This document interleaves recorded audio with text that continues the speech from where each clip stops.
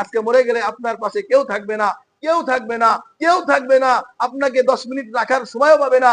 আপনাকে জানাজার সামনে করে নিয়ে আপনার ছেলে বলবে তাড়াতাড়ি জানাজা পড়ান হুজুর, আপনার বন্ধু বলবে তাড়াতাড়ি শেষ করেন হুজুর, তাড়াতাড়ি দাফন করেন, দেরি করেন না, তাড়াতাড়ি চালিগুলা বিছায়া দেন।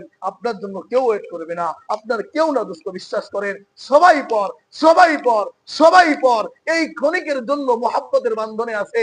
যখন আপনার চক্ষু দুটো বন্ধ হয়ে যাবে, নিঃশ্বাস বন্ধ হয়ে যাবে, আপনার দুনিয়া অন্ধকার হয়ে যাবে, আপনার পাশ থেকে সবাই কেটে যাবে, সবাই, সবাই কেটে যাবে। কোনো ব্যস্ততা আপনার জন্য থাকবে না, কোনো মাহবুব থাকবে না, কোনো প্রিয়জন থাকবে না, কোনো বন্ধু থাকবে না। খোদার কসম দোস্ত, এই কোরআন আপনার পাশে থাকবে, এই মসজিদের সময় কাটানোটা আপনার পাশে থাকবে, এই আল্লাহর কুদরতি পায়ে কপাল ঠেকানো সিজদাটা আপনার পাশে থাকবে, এই মহাব্বত থাকবে।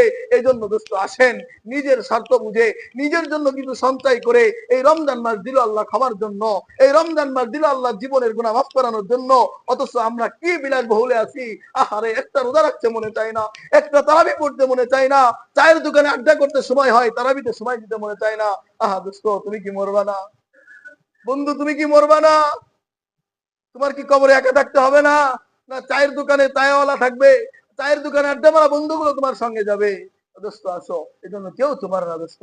তোমার কিছু মনে করে তুমি কিছু পাথেও জমাও, কিছু সঞ্চয় করো। কবরে যাইতে হবে একা একা। আল্লাহ রাব্বুল আলামিন আমাদের সবাইকে কোরআনকে বন্ধু বানায়া রমজানের আমলগুলো বেশি বেশি ভালো করে করে নিজের জিন্দেগির গুনাহগুলা মাফ করায়া একেবারে নিষ্পাপ করে আল্লাহ তাআলা কবরে যাওয়ার তৌফিক দান করুক, বলেন আমিন। ওয়া আখিরু দাওয়ানা আলহামদুলিল্লাহি রাব্বিল আলামিন ওয়া মা আলাইনা ইল্লাল বালাগ। আসসালামু আলাইকুম।